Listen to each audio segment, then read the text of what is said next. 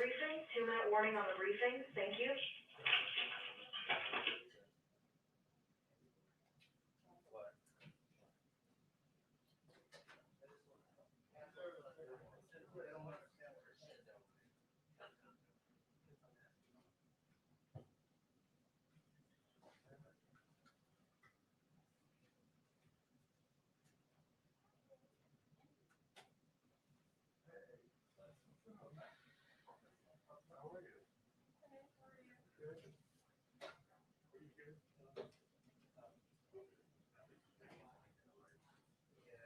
Tell me where to go.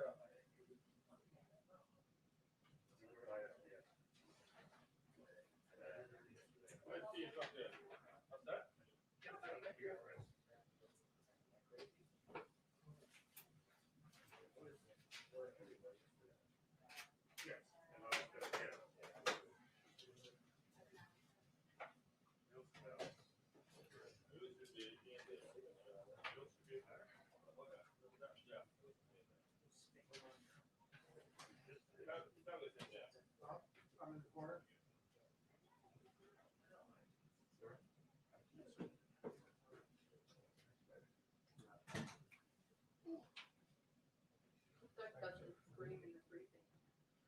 What's that? Not screaming the briefing. Smells classic. What do you say? You're one over. You're on that side. Oh, that's the last one. Oh, great.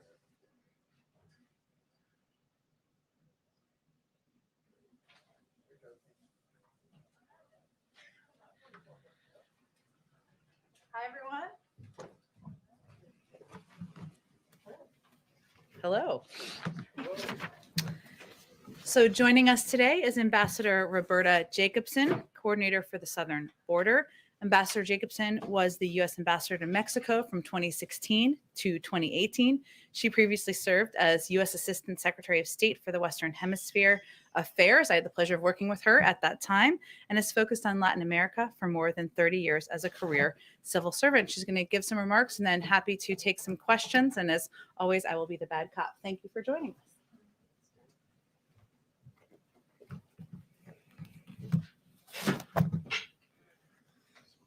So, thank you all. Good afternoon. President Biden has made clear from day one that he wants to change our immigration system. Doing so means truly building back better because we can't just undo 4 years of the previous administration's actions overnight. Those actions didn't just neglect our immigration system, they intentionally made it worse. When you add a pandemic to that, it's clear it will take significant time to overcome. We must build a better immigration system that reflects our values as Americans, enforces our laws, safeguards public health, and moves away from cycles of irregular migration. Today, I'm here to talk about what we are doing with partners in Mexico and Central America to ensure that people don't make this dangerous journey and instead have opportunities for economic advancement and safety at home. The president has committed to seeking $4 billion over 4 years to address the root causes of migration, including corruption, violence, and economic devastation exacerbated by climate change. As part of that plan, we will address the causes that compel individuals to migrate, including improving governance and providing a foundation for investment and economic opportunity, strengthening civilian security and the rule of law. Working across the whole of government, we will look at access to international protection and refugee resettlement and rethinking asylum processing to ensure fair and faster consideration.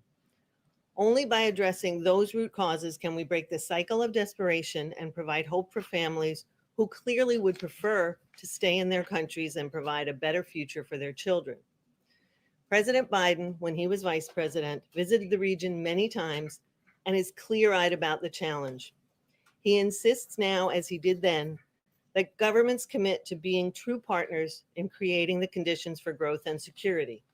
But I want to emphasize that the funds we're asking for from Congress don't go to government leaders. They go to communities, to training, to climate mitigation, to violence prevention, to anti-gang programs. In other words, they go to the people who otherwise migrate in search of hope. And they will have to have the participation of the private sectors in those countries, who for too long have evaded taxes, underpaid workers, and failed to be part of the solution to creating safe, prosperous, and democratic countries. We've already begun specific actions to both undo the previous administration's policies and to advance a new vision of immigration. We have ended the so-called migrant protection protocols, which sent people back to Mexico to wait, sometimes for years, for a chance to present their asylum claims. Working with the government of Mexico, international organizations, and NGOs, we have safely admitted over 1,400 migrants and closed the most dangerous face of the MPP, the Matamoros migrant camp. Today, we are announcing the restarting of the Central American Minors Program for children to be reunited with a parent who is legally in the United States. This program was ended abruptly by the previous administration, leaving around 3,000 children already approved for travel stranded. In phase 2, we will be working to improve the CAM program to expand safe and legal avenues to the United States. I want to be clear, neither this announcement nor any of the other measures suggest that anyone, especially children and families with young children, should make the dangerous trip to try and enter the U.S. in an irregular fashion. The border is not open. Going forward, we will continue to look for ways to provide legal avenues in the region for people needing protection while we continue to enforce our laws. This is a process. We have a great deal to do, but this administration has made significant progress, and we will continue to do so. It reflects who we are as Americans, putting our values at the center of our policy. Thank you. All right, go ahead. Thank you for doing this, Roberta. This $4 billion that the administration is seeking, are you seeking this as part of a larger comprehensive immigration package or as a standalone bill? Well, I think what you'll see is that $4 billion in a Central American Northern Triangle strategy will be part of our foreign assistance request and will focus on the things we know that work. Obviously, it's not our first rodeo. The president, when he was vice president, worked on these issues. We know how to get money to communities that are most likely to send migrants, but also that are suffering the greatest effect of 2 hurricanes this season, et cetera. So it will be part of our overall foreign assistance package. In the meantime, we are focused on getting humanitarian assistance to these countries after Hurricanes Eta and Iota. So in that sense, it's part of a larger plan. But obviously, there are parts of this that will be on the domestic side as well to fix the whole extent of our immigration processing. And what else is the administration doing right now to work with these home countries to send a message to people, don't come here, don't send your children here? Right. Well, I think, one of the most important things is to make sure that we get communications right and the message right. And I'm happy to repeat that. But I think it's also important that we work with the international organizations that have very credible voices and have very good networks among migrant sending communities to dispel the myths and misinformation that smugglers are using, right? When we talk about the border not being open and, the ways in which we're trying to dissuade people from making that dangerous journeys, the smugglers are conveying exactly the opposite to people. So we need to make sure we get that message out. We also need to be looking at things like the CAM program, the Central American Minors Program, as I talked about, and how we can expand that, how we can make that, eligibility greater. But the next step is to look at solutions in the region, right? What more can we do to process people legally who really do require protection so they don't have to make that journey? And we're looking at all of those things. And finally, you said that this isn't your first rodeo. Should the administration have been better prepared to handle this influx of children before it changed the policy allowing them to stay in the country? Well, I think there's a couple of things. I think what we're doing right now is making a difference in the home countries, beginning to work with governments. That couldn't start until January 20th. There is one government at a time. You can't start changing processes of government, building facilities. All of this is part of the plan as quickly as possible to make sure that our domestic processes work more smoothly, more quickly, as I mentioned, but also to work with foreign governments. And you can't do that obviously till January 20th when you take over. But there have been multiple engagements with the government of Mexico at very high level, with the government of Guatemala, with the Honduran government and Salvadoran in the first, 6 weeks of government. So I think we've gotten off to a big start, a fast start in that engagement. Jonathan? Thank you, Jen and Madam Ambassador. On Honduras, how does the administration balance this need for cooperation from that government with ongoing concerns about corruption there, particularly federal prosecutors who say that the President Hernandez was working on his plan to flood the United States with cocaine? Well, I think one of the things that I made clear in the opening comments, which I want to reiterate, is that none of the money that we're looking to get from Congress, from the taxpayers of the United States, goes to government leaders. And so I don't think that means that presidents are unimportant in these countries, but I do think that it's important to understand that we will be working with civil society, with international organizations and international NGOs on the ground. We will work with officials that we can work with, but we also think it's really important that these countries make commitments, really explicit commitments to advancing on anti-corruption. And in some places that will be hard to do if you've got officials for whom there is a cloud. And I think we need to work with the organizations that we can in countries. In some places, we will work with religious organizations, NGOs, with et cetera. It's a challenge in countries that have confronted serious corruption risks. Just one follow-up, like what mechanism is in place, or how do you possibly safeguard that funding to make sure it stays out of the hands, perhaps, corrupt politicians? Well, I think one of the things that we've always done, and 31 years of the State Department has taught me this, is we do end use monitoring, right? Our embassies and people that we work with are looked at before they're recipients of funds.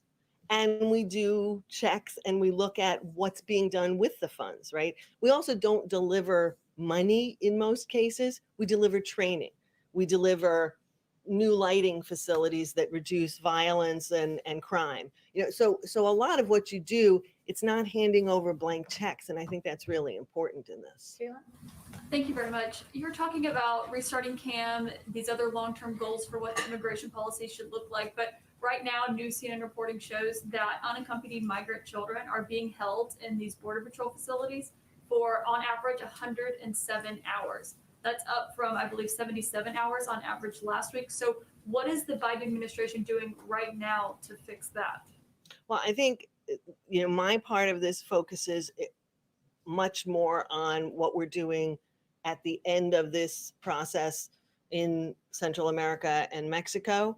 I think all of us at every stage of this process are doing everything we can to make sure that children are well cared for and moved into facilities that are appropriate for them. But I want to make a point again that it's really important that people not make the dangerous journey in the first place, that we provide them with alternatives to making that journey because it's not safe en route. And so, if I could just emphasize that it's really important that message get out, because the perception is not the same as the reality in terms of the border not being open. But we want to provide through CAM, through other mechanisms, ways for some of these young people to be reunited with family members in the United States.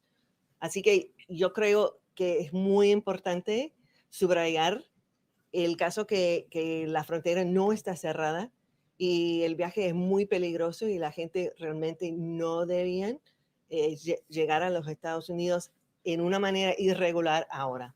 You're telling them not to come, just to follow up quickly, you're telling them they should not come. Would you describe what's happening on the border as a crisis, given how these numbers are spiking so much week by week?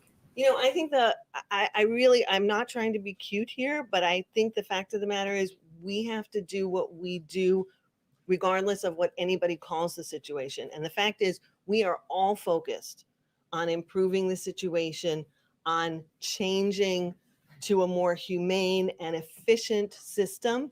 And whatever you call it wouldn't change what we're doing, because we have urgency from the president on down to fix our system and make sure that we are better at dealing with the hopes and the dreams of these migrants in their home country. Madam Ambassador, do you think it's a coincidence that as soon as Trump and his immigration policy were on the way out and Biden and his stated policy were on the way in, this historic surge at the border started? Well, first of all, one of the things I think is important is we've seen surges before. Surges tend to respond to hope. And there was a significant hope for a more humane policy after 4 years of pent up demand. So I don't know whether I would call that a coincidence, but I certainly think that the idea that a more humane policy would be in place may have driven people to make that decision. But perhaps more importantly, it definitely drove smugglers to express disinformation, to spread disinformation about what was now possible. And we know that. If the change in administrations brought hope, then from your perspective, is this surge good? I don't think that's what I just said. I think it's a reflection of how migrants feel at a particular time. I think what we are doing is making sure that we respond to that hope for people who need protection. We respond to that hope in a way that their cases can be adjudicated more quickly. But I don't think anybody would say that coming to the United States in an irregular fashion is a good thing.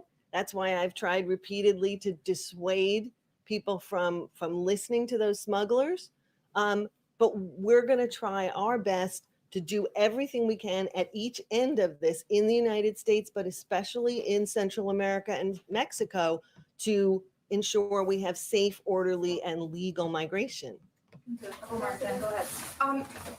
President Biden, when he was vice president, was very active on working with the Northern Triangle countries. And I was just wondering, were there lessons that you or he or other administration officials, many of whom are in jobs in this administration, have learned about how to deal with those countries or how to deal with foreign aid to them that are informing how you're approaching things now? And just to kind of follow up a little bit on what Peter was asking,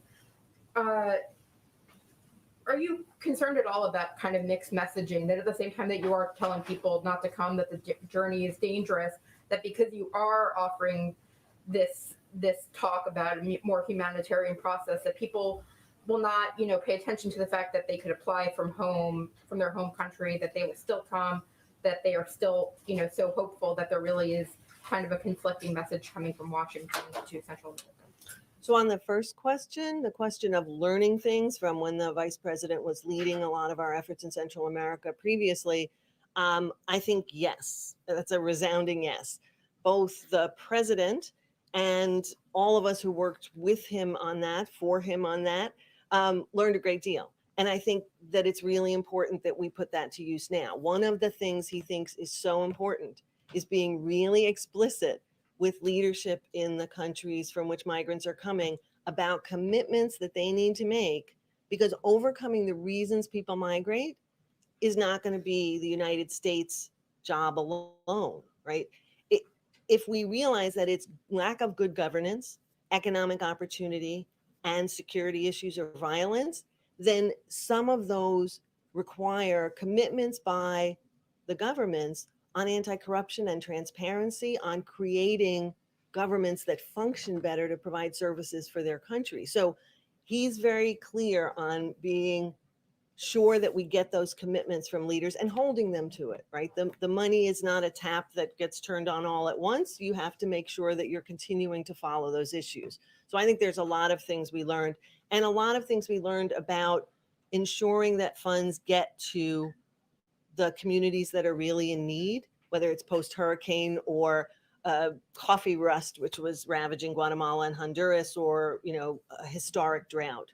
I think when you look at the issue of mixed messages, it is difficult at times to convey both hope in the future and the danger that is now. And that is what we're trying to do.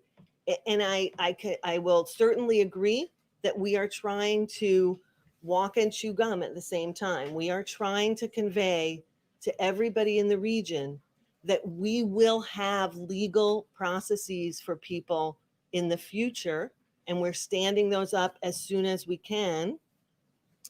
But at the same time, you cannot come through irregular means. It's dangerous, and the majority of people will be sent out of the United States, because that is the truth of it. We want to be honest with people. And so we are trying to send both messages, and smugglers are only trying to send one message. So we're relying on every means we can to get that message out there. And that leads me to want to reiterate, as I did before, que la frontera está cerrada. Y no es el momento, ningún momento es apropiada de llegar a los Estados Unidos de manera irregular. Andrew, Ambassador, can you say a word more about what you're talking about in terms of the private sector? Can you explain what you're envisioning there, and like what exactly do you need? And then just to sort of as a second question, you're talking about being really explicit with these countries, but what sort of leverage does the United States actually have to affect change in those countries? Like what exactly can you do? Yeah, let me take that second one first, only because, look, in the end, I think the implication of your question, which is quite right, is we can't make the changes. We can encourage them. We can help support them with resources, both technical assistance and funding, but we can't make those changes. The changes have to come in the Northern Triangle countries. What I should say is my own experience from traveling to those places, there are myriad people and organizations who are trying to make those changes. And part of what we want to do is empower them, whether that's more effective, economic support, whether it's training for young people, whether it's anti-gang programs, whether it's mothers clubs and empowering local communities. All of that gets done through people on the ground, not by the United States. So we want to be able to empower those actors. I also think that it's really important when you say, what leverage do you have? Well, I do think that working as partners with these countries means sitting down and talking about what we can do together, but also if American taxpayers' funds are going to be used, then that is a certain amount of leverage. The president really wants to move forward on this, but he won't unless he feels he has those commitments on an ongoing basis. Is that leverage? Funds are sometimes important means of having that conversation.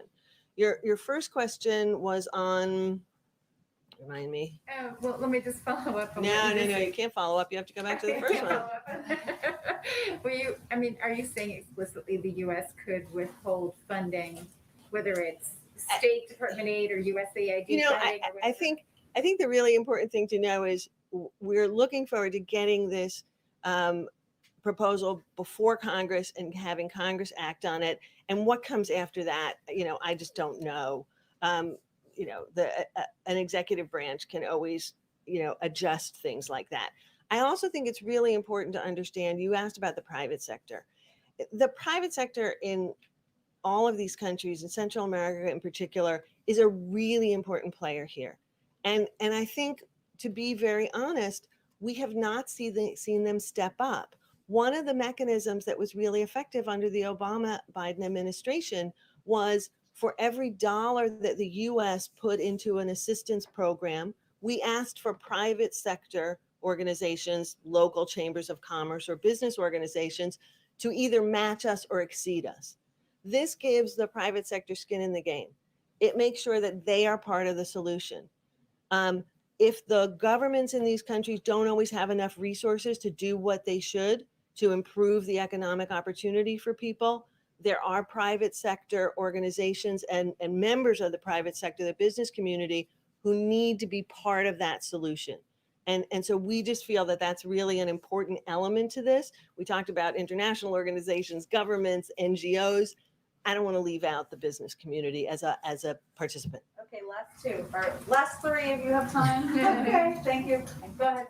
So Ambassador, just to follow up on Andrea's question, I mean, I understand when you're saying you want to empower these civil societies in these third countries, but can you make the link between empowering those civil societies and actually eliminating the push factor to stop them from coming to this country? So how much of it is an international aid policy versus an an immigration policy? That's my first question. And then the second one, if you could speak more specifically about the requirements that you're making to these countries in terms of anti-corruption practices, what are the specific measures of success and how to ensure that they're taking this? Well, on the first question, I think this is both an international aid issue as well as a policy issue, both for us and the countries that we're working with.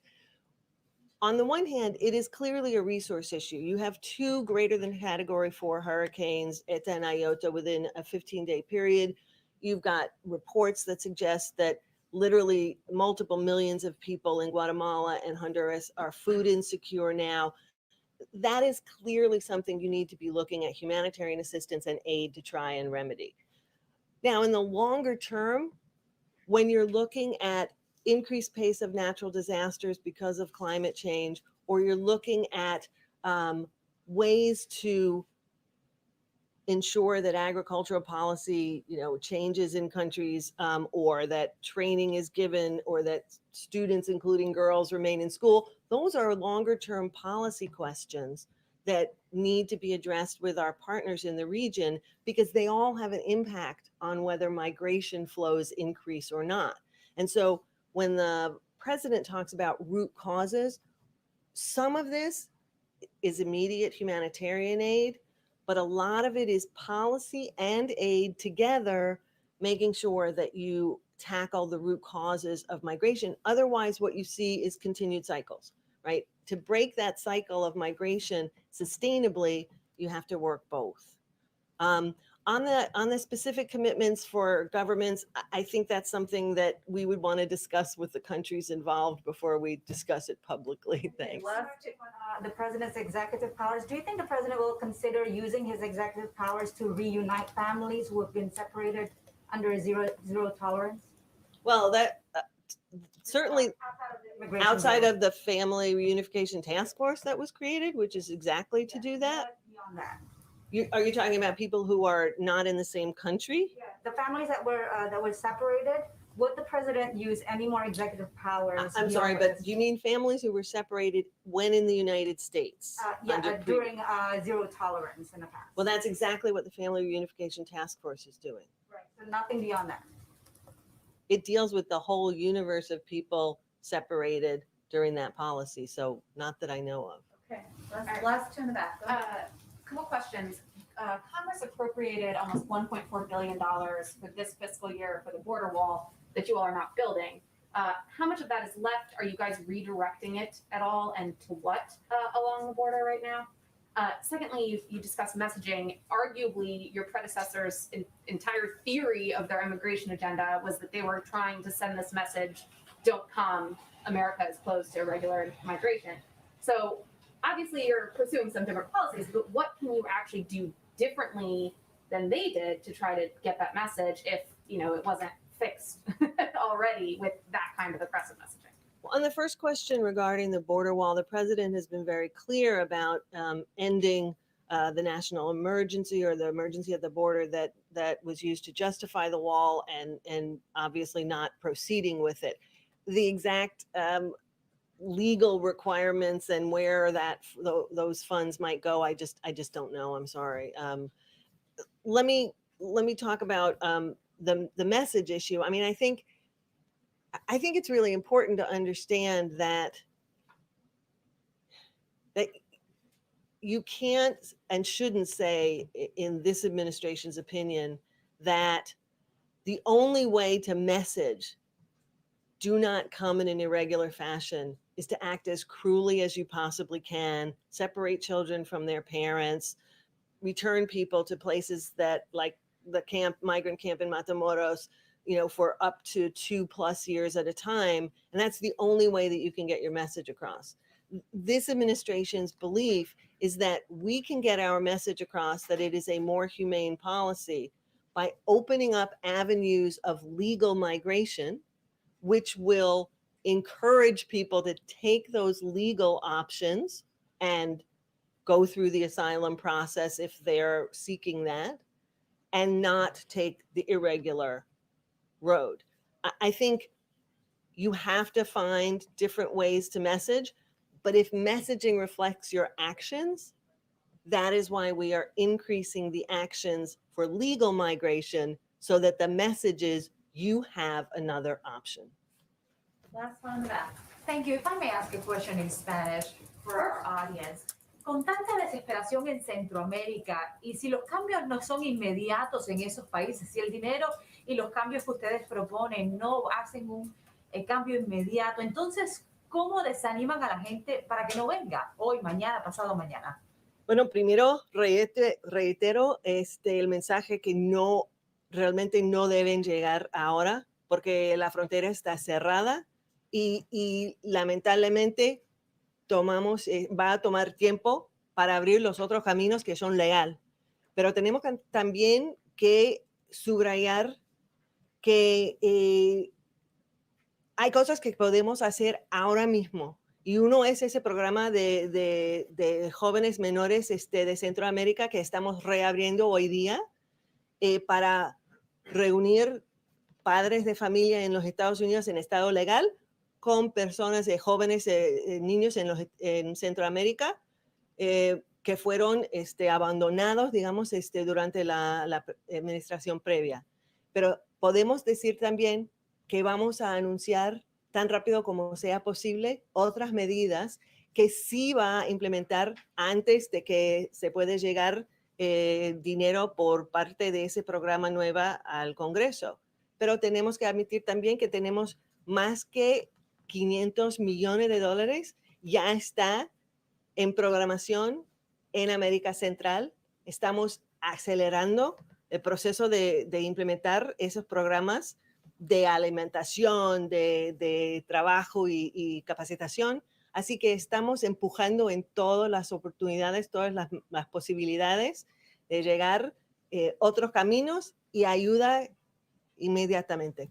Si le puedo hacer una pregunta sobre la actualización de MPP y cuándo se espera que se puedan procesar a todas las personas que aún están en espera. Bueno, yo no puedo decir con una fecha exacta ahora cuándo vamos a terminar con ese proceso de la primera etapa de MPP, de procesar a la gente de MPP tan rápido como sea posible, pero es muy importante que subrayamos que las personas que vengan a la frontera de manera irregular, eso no es la manera de llegar a los Estados Unidos, y vamos a continuar procesando de una manera ordenada y legal la gente de MPP con otras posibilidades para personas entrar en los Estados Unidos, presentar su caso de asilo. No se han abierto nuevas aplicaciones. No puedo decir una fecha, no. Thank you so much. Thank you. I appreciate your time. Thank you. Thank you. Whoops. Sorry. Thank you. Make sure Jen has the right book here. Thank you. Okay. I can't promise we'll always be that rapid when I promise to bring someone to the briefing room, but we'll try. We'll do our best. We'll do our best. A couple of other items for all of you at the top. With today's expected passage of the rescue plan, I can announce that the president will sign the bill at the White House on Friday afternoon. We spent a lot of time, of course, from the podium talking about the mechanics of how a bill becomes a law. And I know there's lots of interest in what comes next. So once it's passed, the bill text will be rechecked, printed, and signed by the appropriate leaders in the House and Senate. The House clerks will then deliver it to the White House for the president's signature. We expect that delivery to happen sometime tomorrow, and then the president will sign it on Friday. We, of course, are moving full speed ahead on the implementation of the bill because we know the American people need help and need it as soon as possible. The way we are also working on looking ahead to implementation. I wanted to make sure you all saw Secretary Yellen's speech before the National League of Cities yesterday, promising to get aid out to state and local governments. Obviously, this is a key component of the package and one that will help keep cops, firefighters, local officials in their jobs. And we are looking, they are looking for ways to maximize, of course, the impact of every dollar. That's exactly what the president did when he served as the point person on the implementation of the Recovery Act in 2009, partnering with mayors, governors, and other officials to get help to them quickly and in a way that kept waste, fraud, and abuse to 0.2%. So he knows directly that the passage and signing of the bill is just the beginning, and he plans to appoint somebody to run point on implementation. I don't have any personnel announcements today, but that will certainly be part of our path moving forward. Also today, as you know, the president will join the CEOs of Johnson & Johnson and Merck to discuss their historic partnership that will produce more life-saving vaccines for Americans and the world. President Biden will also announce that he's directing, I should say, Jeff Zients, our COVID coordinator, and the HHS team to procure an additional 100 million doses of the Johnson & Johnson vaccine. He's doing this because in a wartime effort, which is what we consider this, we need maximum flexibility. We want to be oversupplied and overprepared. There's also a chance that we'll encounter an unexpected challenge on new need in our vaccination efforts, and we're preparing for just that. The president will also discuss the meeting he's having today during his remarks, and he'll also address, of course, the passage of the rescue plan during those remarks as well. Last item, I believe here, lots going on here today. On March 18th through 19th, National Security Advisor Jake Sullivan and Secretary of State Tony Blinken will meet with Director Yang Jiechi and State Councilor Wang Yi in Anchorage of China, of course. The meeting will follow the president's convening of the Quad at the leader level, as well as his participation in the G7 leaders meeting just a few weeks ago.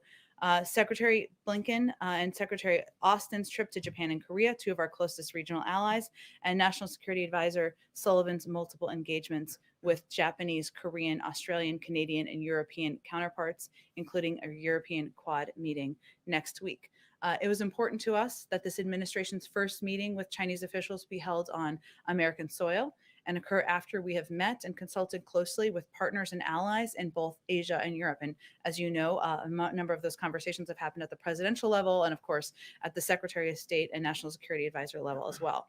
The meeting is an opportunity to address a wide range of issues, including ones where we have deep disagreements. We intend to discuss our expectations and will be frank in explaining Beijing's actions and behavior challenge to the security, prosperity, and our concerns about challenges they pose to the security and values of the United States and our allies and partners. We will also talk about areas where we can cooperate of mutual interests.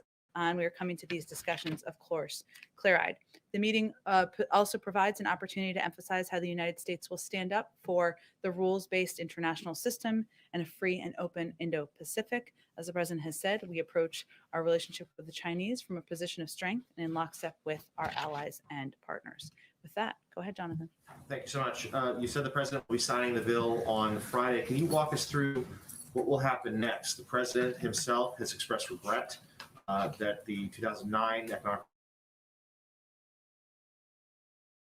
others, veterans of the Obama administration, feel similarly.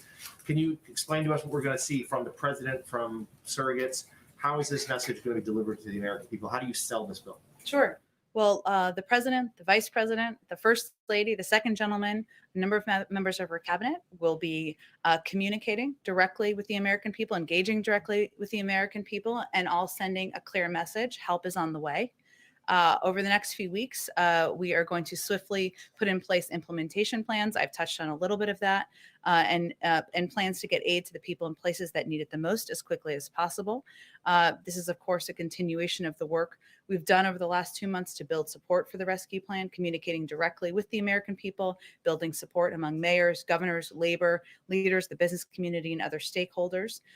We'll be emphasizing a number of components that are in the package and really having a conversation. This is important to the president personally, having a conversation directly with people about how they can benefit, addressing questions they have, even taking their feedback on implementation and how to make it clear. And we've talked a little bit about in here, people have questions like, well, do I need to do anything to get my check? How do I benefit from the health benefits? What about what funding will go to my school? He wants to ensure that people have access to this information. So he will be hitting the road. The vice president will be hitting the road. The first lady will be hitting the road.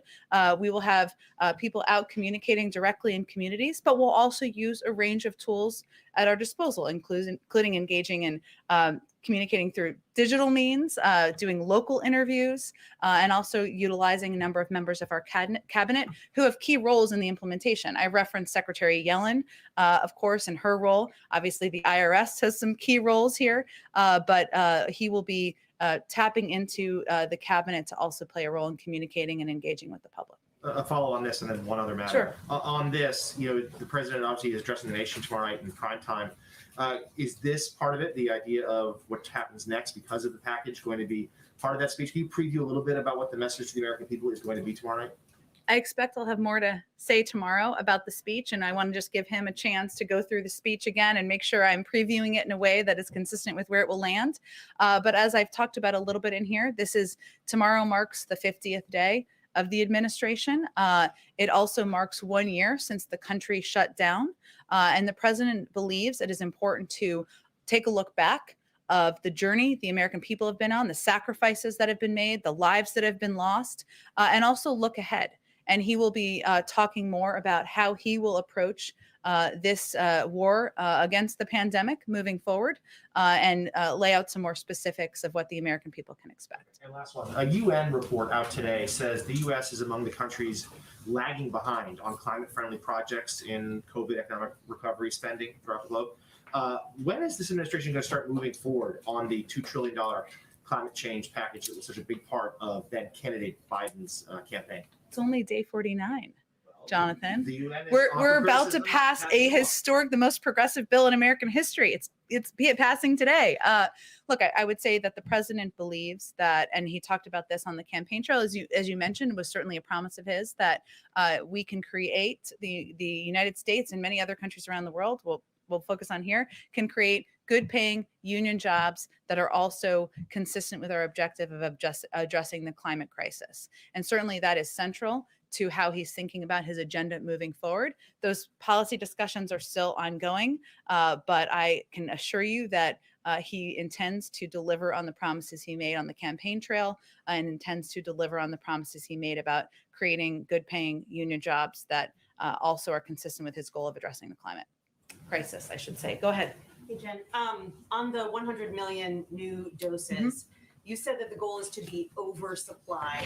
What's the goal for that oversupply? Is it to be held in reserve for kids? Is it to be donated to other countries? Is it to be held in reserve in case people need to get shots again next year? What's the plan for that extra dosage? Well, first, the president's focus every day when he wakes up is ensuring every American, we can ensure that every American has access to a vaccine and that we are vaccinating the people in this country. But here are a couple of the factors that have weighed in on our decision to purchase an additional 100 million doses. We still don't know which vaccine will be most effective on kids. We still don't know the impact of variants or the need for booster shots. And these doses can be used for booster shots as well as needed. Obviously, that's still being studied by the FDA. But again, we want to be over prepared, as I noted earlier. We also need maximum flexibility. So Johnson & Johnson, the vaccine has unique benefits. It's a one-shot vaccine. It can be stored in the fridge and not a freezer. It's highly effective, as the others are as well, against hospitalization and death. But we are really looking for maximum flexibility here, as we are still considering a couple of those pieces I mentioned, which is most effective with children, the effectiveness on addressing variants, and of course boosters, as I noted.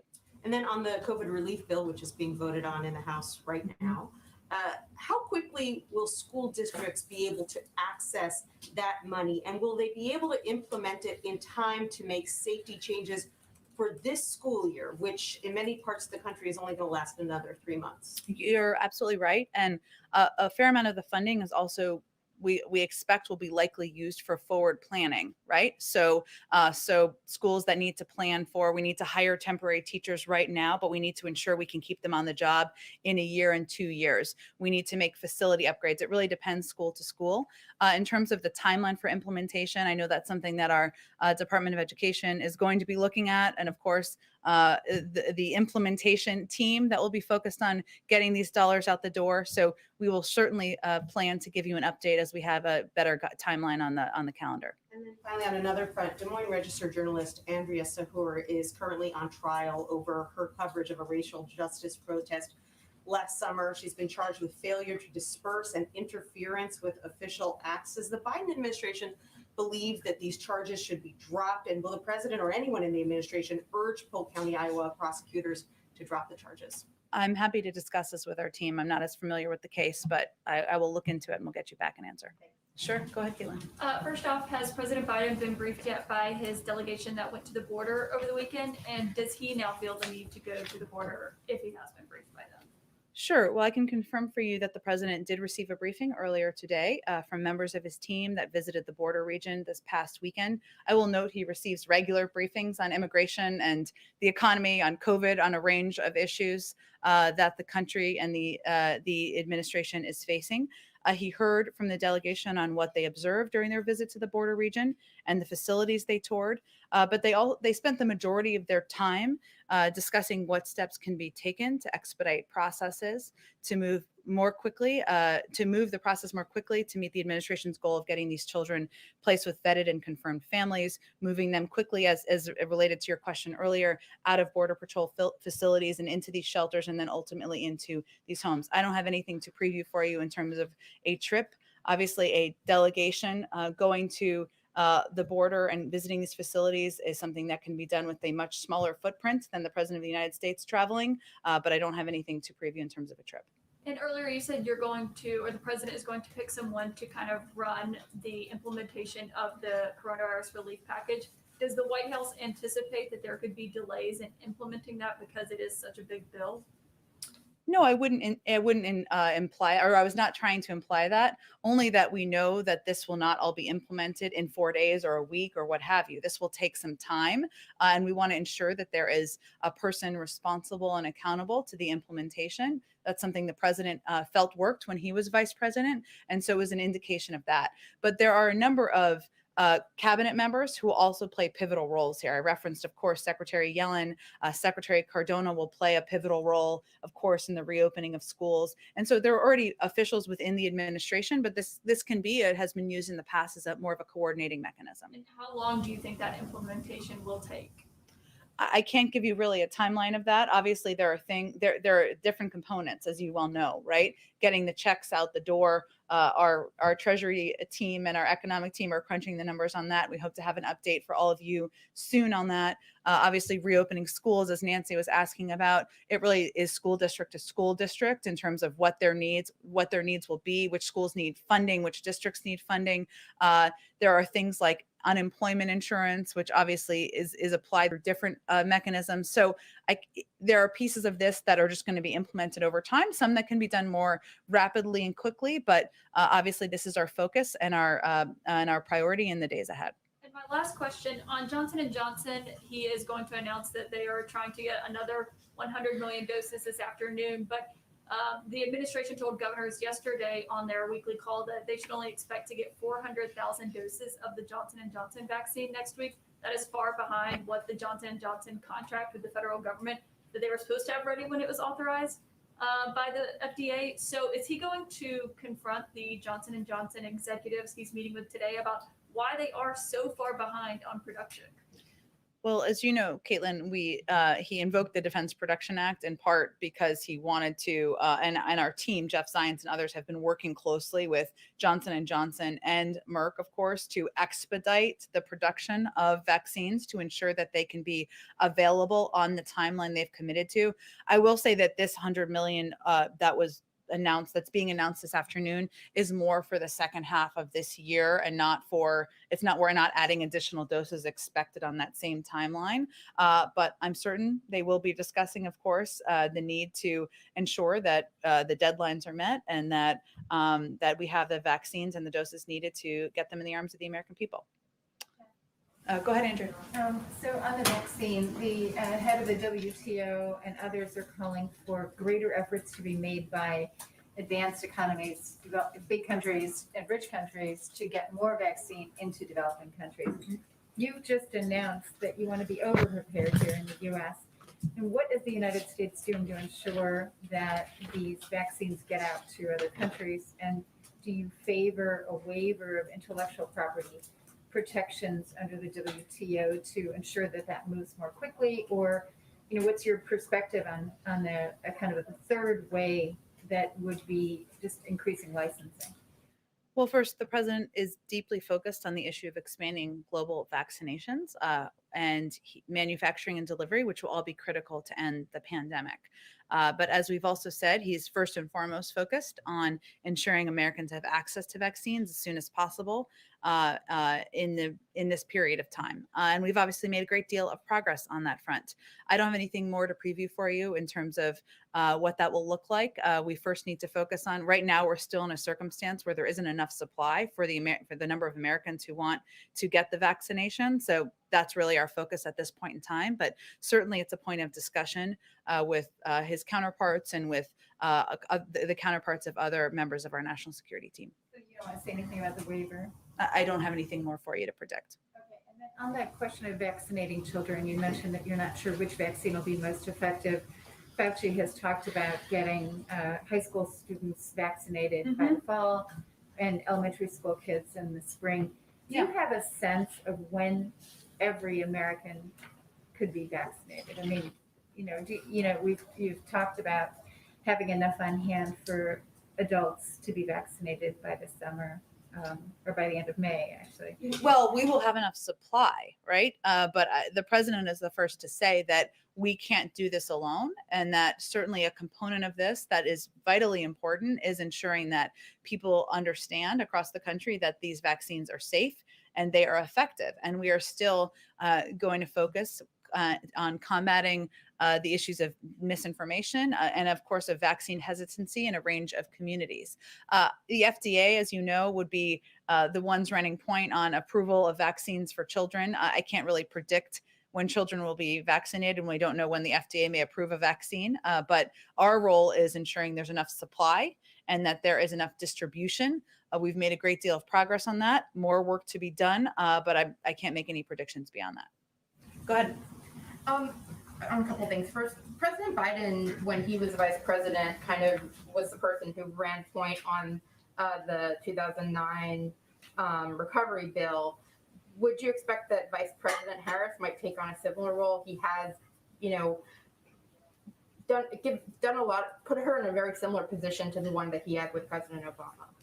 Well, that's true. I mean, the president has said that he wants the vice president to be the first in the room and the last in the room when he has important briefings, when there are important policy decisions and discussions that are taking place. And that certainly is how he is operating, or they are operating as a team together. In terms of what role she may play in the implementation, I don't have anything to preview for you on that. She will certainly be traveling. She's a key voice and asset for the administration, and she'll be communicating about the impact of the American Rescue Plan and how it's going to help the American people over the course of the next few weeks. Ron Klain said last night that the president's speech to a joint session of Congress won't be for a few weeks. And he was kind of suggesting that there is going to be this time period where the administration is focused on, promoting the bill that just passed. Can you kind of confirm that and provide any more information on sort of how you're thinking about the rest of March into April, promoting this ARP versus moving on to the Build Back Better?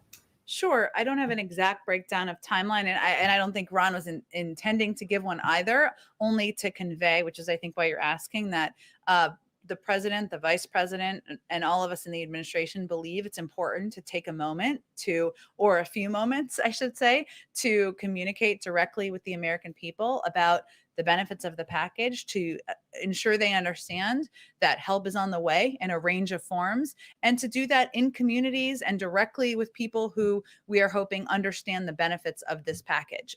So I expect that to mean a couple of trips for the president, the vice president, and others, but I don't have kind of an end date for that. And certainly part of the focus internally is on ongoing discussions about what is next and what components of the president's Build Back Better agenda, what the order is, the format, the size, and those decisions haven't been finalized quite yet. And one other thing that you kind of hinted you might have an answer for yesterday, which is another thing related to Ron, the National Clearinghouse for Vaccine Information. We here in the Bloomberg seat are very interested. I know answer on you're that. very excited about the website, which many people are. I would say, as you know, the website is being implemented as a vaccine finder, I should say, is being implemented as a pilot program. We've always been open to expanding the pilot program, and we're certainly looking into that. We're also looking into, and others have asked this question, how we can better assist state and local governments who have their own websites where they are utilized by many members of the local community and effective, but sometimes they have technical issues. So we're looking at addressing it from a couple of different directions, but every option remains on the table. We're also considering setting up call centers, organizing navigators, help individuals schedule appointments, which sometimes can be the issue. So I don't have a major update other than to convey that it's a pilot program. We've always been open to expanding it, and certainly a range of options remain on the table. And sometimes in some states, their local website is working quite well, and they just need some technical assistance. Go ahead. Thank you, Jen. You've been telling migrants from right there for a month now, all the way back to February 10th, that now is not the time to come, but they are coming in bigger numbers every day. So do you have a messaging problem? Well, I would say that in the last administration, we had a morality problem, and children were being pulled from the arms of their parents, and kids were being sent back on a treacherous journey. And that's not the approach of this administration. So certainly we understand that means there will be more kids who are crossing the border. We made a policy decision that was the right, humane step to take. But I think it's also important for people to understand that the vast majority of people who come to our border are turned away, are sent back to their countries. What we're talking about here are unaccompanied children. And what our focus is on is ensuring that there are safe places for these kids to go, that have access, where they have access to educational resources, health and medical attention, legal assistance as needed, and that we can expedite the vetting so that they can get to families and sponsors where they can have their cases adjudicated. But since the last administration is gone, tomorrow is 50 days of Biden. There are migrants showing up wearing T-shirts that say, "Biden, please let us in." And candidate Biden is the one who said, "I would end this notion for the first time in history that people seeking asylum have to be in squalor on the other side of the river." Why doesn't he come out and just say, "Now is not the time"? Well, he actually did an interview with Univision about a week and a half ago where he conveyed a similar message. And we've conveyed that at every opportunity that we have. I will say we are, as you noted, almost 50 days in. We are digging ourselves out of a broken and dismantled system. Roberta Ambassador Jacobson referenced this in her opening as well. When it comes to engagement with countries addressing the root causes, we couldn't start doing that until January 20th. There are programs like the relaunching of the Central American Minors Program, which was ended by the prior administration in 2017. And that meant that that program, which would have allowed for people to apply from the region, we had to restart that program. So we're working to fix the mess of the last couple of years. It's going to take some time, but this is clearly a priority for the president. We're looking at a range of options, which include the opening of additional facilities. It includes steps we can take to expedite the processing. It includes application and implementation of these CDC guidelines that just came out that allow for more children to be housed safely in these facilities. So we're looking at every option possible to help address the challenges we're facing at the border. And you mentioned those CDC guidelines. Does the White House think it's a problem that when the CDC tells these migrant shelter facilities that they can be at full capacity if they are careful about COVID, many of them do, but when the CDC tells schools that they can open in person at full capacity, many of them don't? Is there a school in particular that you have as an example that didn't do that? Are most schools in this country at full capacity with in-person learning? Is there a specific school though that is not following the CDC guidelines of implementing the mitigation steps so they can I reopen? mean, the CDC is saying schools, you can be at every school can be at full capacity. What As the you know, CDC you guys guideline, were the talking the other CDC day. guidelines, just to be clear, because I think this is very important to be very clear and specific on. They gave 8 mitigation steps that schools can take to safely reopen. A number of schools have actually recently reopened. Schools in Washington, D.C., some have, schools in many districts across the country. But each school district needs to make the decision about whether they are able to take those mitigation steps. The president has also been clear, some of these school districts need additional funding. There's $160 billion in this package that he's going to sign into law later this week. The Secretary of Education will be quite focused on working with school districts to help them reopen. But more school districts are reopening. More kids are in classrooms every single day. But since they are not all back from an administration position, or from your perspective, have the Border Patrol unions and the HHS unions been easier to work with than the teachers unions? I think that's a little bit of mixing different circumstances. I would say that It's children all in tight quarters. Uh, I mean, a classroom, but not it's quite. not funny. Not quite. I would say that let's take a responsible approach to the two issues. Okay, one is schools reopening. There's been 8 mitigation steps that have been announced by the CDC to implement. Right. Yeah. Every school district is going to work to implement those on a timeline that is they can effectively do. Many school districts are reopening. Right. Many are reopening every single week and day and week. Right. That is a different circumstance than what we are seeing at the border. And the HHS oversees these facilities, right? They're working on ensuring we can have more kids safely. They are working to implement CDC guidelines, but they are different circumstances. And certainly we're working with the school districts, and we're also working with HHS to open these facilities or to ensure that kids are treated with safety and care in these facilities. Okay, go ahead. Thanks, Jen. Just a little bit more on the quad. You mentioned yesterday that one of the issues that will be discussed is how the leaders can work together to combat the pandemic. Might that discussion include a strategy to counter vaccine diplomacy from China and Russia? I think there'll be a range of topics discussed, and I know that it is a concern of a number of leaders around the world, including, of course, President Biden. And I'm sure we'll have a readout of the Quad meeting tomorrow once it's completed. A little bit more on the announcement, if you can preview it. Can we expect anything in terms of how the Quad, what kind of commitment they would give in terms of helping other countries to access vaccines? Again, I know they'll discuss a range of issues tomorrow, but I think it's important to just take a little bit of a step back, because this is a meeting that covers a range of topics. Of course, I'm sure COVID, which is a pandemic everyone in the world is dealing with, will be a topic of discussion, but there'll be issues like climate that are addressed, economic cooperation. I'm sure they'll have a range of issues to bring up, and we will provide a readout when the meeting concludes tomorrow. A little bit more on that. What about in terms of the military balance? I mean, we know that China just announced a huge defense spending, 6.8%, I believe, for this year.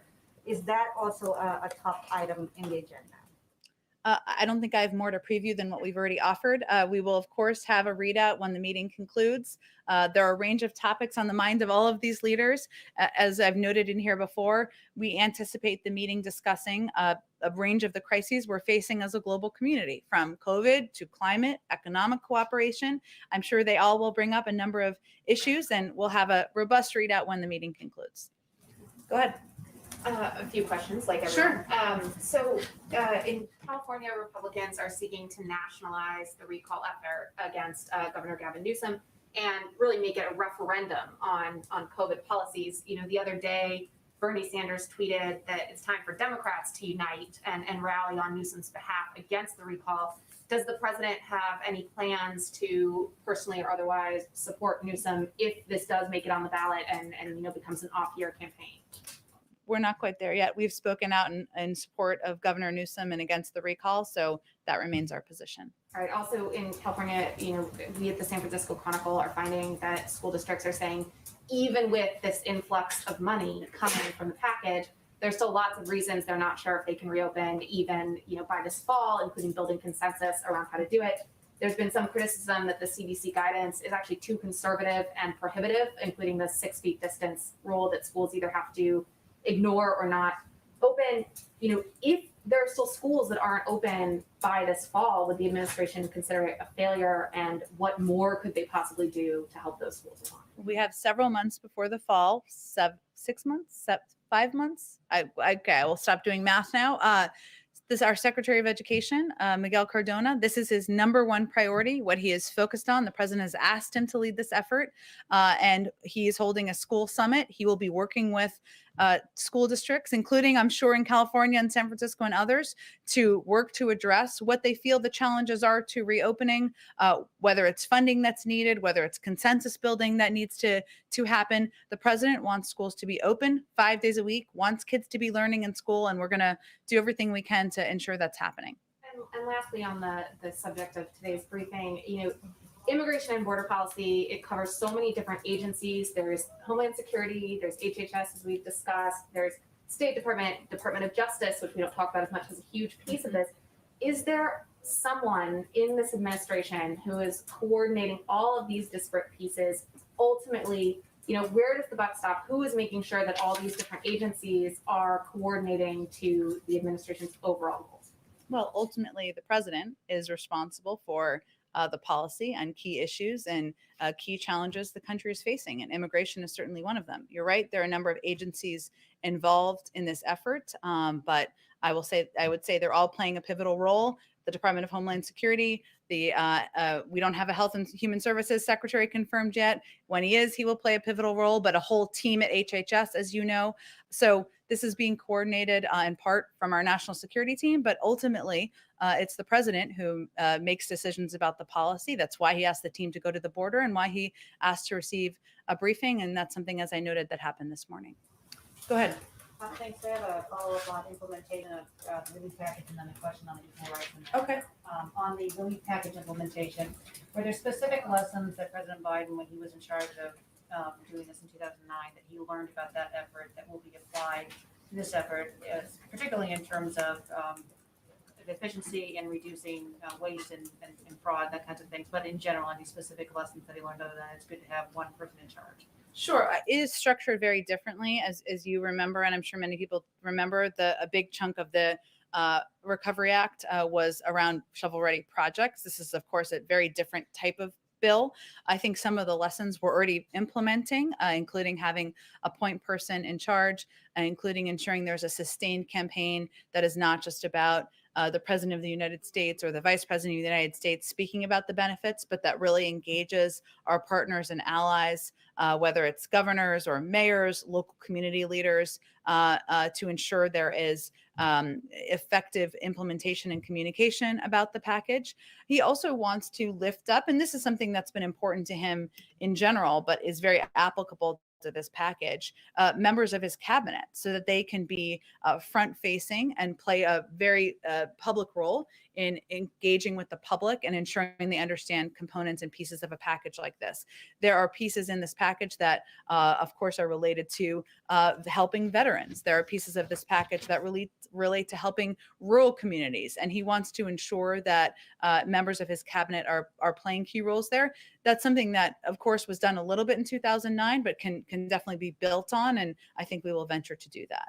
Thanks. And then on the Equal Rights Amendment, the House is expected to vote soon, I think next week, on eliminating the now expired deadline for ratification. And of course, Virginia last year became the 38th state to ratify, but last year the Justice Department issued a memo saying that you can't do that, that if the only way to add this ERA to the Constitution is to start the ratification process over. My question is whether the administration is going to rescind that memo, as some Democrats have asked him to do. Mm-hmm.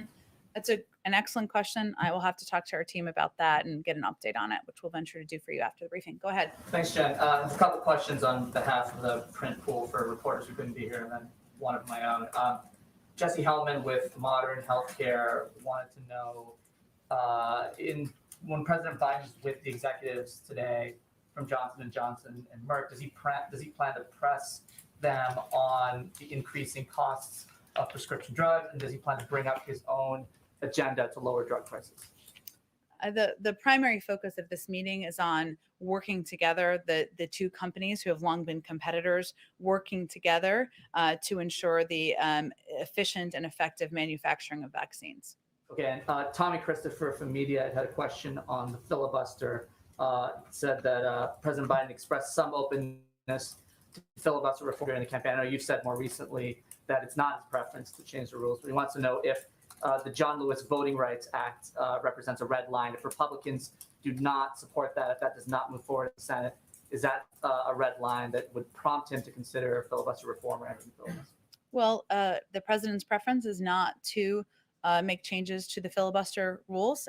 He believes that voting rights and access to voting, ensuring it's easier for the American people, is enough of a huge priority and should be for everyone. That's why he signed some executive orders, used the power of the presidency to do that this weekend. And he is hopeful that Democrats and Republicans can work together to get that done. And then one last question on the overall agenda. I know you were saying earlier, when you look at Build Back Better, you're sort of thinking through kind of what's next. But broadly speaking, is infrastructure the next big legislative priority on Capitol Hill for this administration? There's also pressure for an immigration bill to go through. What's next for you guys? What is the next big priority after the bill that you're hoping to sign? The president's hoping to sign on Friday. It's a very popular question, understandably, but our focus is on getting the American Rescue Plan implemented. We will have more to say. The president will have more to say on his Build Back Better agenda and what the components of that look like, what size, the proposals, the order of events will be, but I don't have anything to preview you. Did that come before an immigration bill on Capitol Hill? Well, I don't have a legislative order to preview for you either. I will say, given all of the conversations we're having, understandably, about the border and questions about the border, in the president's proposed immigration package, he has a funding to address the root causes in the region, as we talked about a little bit earlier. He has a pathway to citizenship, or proposes a pathway to citizenship for undocumented immigrants. And he also proposes an investment in smart security. So given all of the concern by many in Congress about immigration and what's happening at the border, that sure seems like a good time to move that initiative forward. Go ahead in the back. Thank you, Jen. I understand you don't want to call it crisis from the podium, but what do you say to Border Patrol agents at the border, especially those within the union, who are calling it a crisis and who are saying that they're overworked and there's just too many encounters day in and day out? We are saying that we recognize that incumbent upon us, this administration, is to continue to work day and night to expedite the process of ensuring there are the resources and processes in place to move children from the Border Patrol facilities to the shelters. We are saying that it is incumbent upon our administration to look for additional facilities that can safely house children, and incumbent upon us to ensure that we are communicating effectively and efficiently to the region, as Ambassador Jacobson talked about at the top of this briefing. And those are all focuses of the president on down, every single day. The Mexican government today reports that over 4,000 unaccompanied minors were actually deported back to Mexico between January and March. Can you confirm that those were done under the previous administration? Were any of those unaccompanied minors deported under the Biden administration? I know that CBP provides numbers and data on a regular basis, and I think there's more data coming soon from there. So I would certainly send you to them for any statistics and data. Our policy is that we don't turn children under 18 away at the border. And of course, as you know, though, even when they are in homes of family members or in sponsored homes, that they still can go through processing and may need to return home. And on the stimulus package, if I may, one last question. I think this came up yesterday, but I wanted to re-ask the question. Now that the stimulus package is passed and many undocumented immigrants are not benefited in any way by the money that's going out, does the president plan any executive action or anything else to do to help that population? Sorry, I missed part of the last sentence. Sure. Now that the stimulus package has passed and the undocumented population, many of the millions, are not benefited in any way, does the president plan any executive actions or anything else to help that population? Well, certainly, I think the president's priority, given he proposed an immigration bill on the first day, is to create a pathway to citizenship for 11 million undocumented immigrants, of course, in this country. He's also clear that ensuring that everybody in this country is vaccinated and receives access to the COVID-19 vaccine is a key priority. And of course, this is just the beginning of his agenda, but I don't have anything more to preview for you. Go ahead. Thank you, Jen. Given the current progress on vaccination around the world, would the president consider organizing his climate summit in person in DC here for it to have more impact? I don't think we have any. I think at this point the intention is to do it remotely, I believe, and I don't think there's an intention to change that. But I'm happy to check on that for you. And do you know roughly how many heads of state are expected to participate, and if the Chinese president would be one of them? I don't have any more details on the summit. I know it's coming up in about 6 weeks, 5 weeks, and I expect as we get closer, we'll have more to preview. Good. Go ahead in the back. Yeah, just to follow up on the filibuster. So Sure. you've said many times that President Biden's preference is not to change the rules around the filibuster, but if the next big pieces of his agenda are stymied in the Senate, are there changes to the filibuster that he can live with, such as talking filibuster? Well, the president believes that there are a range of issues where there's historic precedent of Democrat and Republicans working together, whether it's infrastructure, as we've been talking about, or modernizing the immigration system. He's obviously had a number of bipartisan meetings in the Oval Office, so that's where his entered focus will be moving forward. Go ahead in the back. Yeah, thank you. A Saudi court just upheld a travel ban concerning a dissident, a woman, released from prison weeks ago. Is it a sign that the White House message regarding the human rights abuse in the kingdom is not strong enough? You were referring to a human rights activist who was released from prison? Yes, but who's not able to travel outside the kingdom. I would have to look into more specific details of that. I know we were pleased with the release, but I'd have to look into more specific details of the travel restrictions. Go ahead. Do you have any sort of ETA for when the next cabinet secretaries will be approved, and when are you going to start nominating ambassadors? Go ask our friends in the Senate. We expect that some will move forward with, and we are hopeful, I should say, that we will get a couple of additional cabinet members confirmed in the coming days or over the course of the next week. The president's looking forward to that. They're certainly looking forward to at some point having a full cabinet meeting. The president hasn't made any decisions about ambassadorial nominees, so I don't expect them to be confirmed anytime soon, given we have to nominate them first. Are you talking about Sarah and Catherine Tai? Well, again, it's really up to the Senate on the timeline for that, but we are hopeful that they move forward with the remaining members of the cabinet, given we are almost 2 months into an administration. Thank you, Jen.